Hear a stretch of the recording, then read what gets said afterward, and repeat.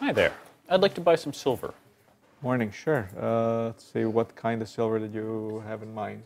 Well, how much silver can I get for $100 trillion? We don't have that much You don't silver. have that much? How much is that exactly? I can pay for it right here. I have $100 trillion. Okay, well, If I came here with a $100 trillion bill, how much, what would that buy me in silver? Ooh. This looks like it is denominated in Zimbabwe dollars. I'm not really familiar with this type of currency. It wouldn't buy very much nowadays. I'm looking at this Zimbabwe banknote, and $100 trillion. These are available on eBay for $2 or $3 a piece. They are worth almost nothing in the country of origin. Paper currency is a promise to pay. That's what it is. It's government promising to give you value for the currency at whatever the going rate is. The Zimbabweans, well, essentially what happened, the price of everything started going up, and the government tried to keep prices down by printing more money. It's fiat currency in the worst order because it's currency that had no value, so they just kept adding zeros to it because there was nothing behind the currency in Zimbabwe. There wasn't stable government, there wasn't stable economy, so all it was printed paper with nothing backing it. And when paper money was invented by the Chinese, and then other cultures picked this up over time, these were actually a kind of a note as a substitute for the gold and the silver, which was held in a secure area, and you could go and get your gold and silver, and as long as you realized you could do that, then you had confidence to hold that money, which is a substitute. Well, precious metals are one of the few financial instruments in the world that have no liabilities to anyone or anything. So it has no backing or liabilities to any government or any organization. It is essentially just worth its weight in the metal.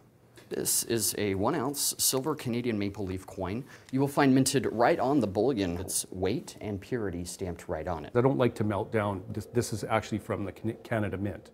And you never know, down the road, this could have a lot more intrinsic value than you would think years down the road, depending on what silver is going to climb to. I had some coins here. I made bowls of it. They were that size. They were coins of the United Nations 25th anniversary. And I find them beautiful, but they don't have any point for me. I roll them out and make a nice bowl of it. Huh? Use it for scotch drinking. And I found that anything that's 1966 and older, there's a higher pure silver content in the coins. Quarters, dimes. So what I did, my dad gave me quite a nice little collection of coins. And I started to go through them. And I took out dimes, okay, and I cleaned them up and I made them into cufflinks. I often say to people, I'm almost going to sell you a currency that we're going to form into a piece of jewelry that you're going to wear forever. If you have some proper metal in your hand, with gold, silver, platinum would be in that case, that doesn't lose much value. Paper doesn't have no value at all. Precious metals have always maintained value throughout the course of time, whether that be in gold or silver. They can fluctuate going up and down, but they will definitely maintain value.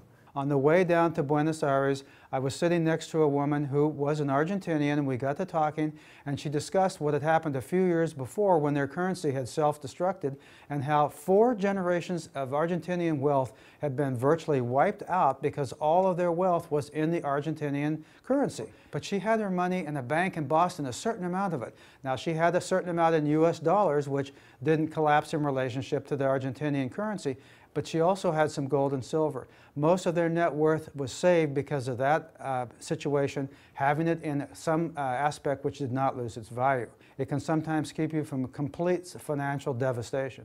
In times of economic stress in the world, hard assets seem to be the assets of favor. So it's not you're going to use it every day, but you put it away as a store of value, as an insurance policy against the fiat or paper currencies losing value.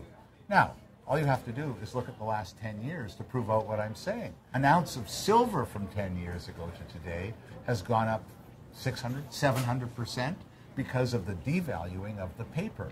5,000 years of history have told me that whereas every paper currency that's ever been created has gone to zero in terms of value, this never has. The fact that it's a precious or semi-precious metal gives people faith to use it, gives people faith that it's going to keep its value, where paper does not necessarily keep its value.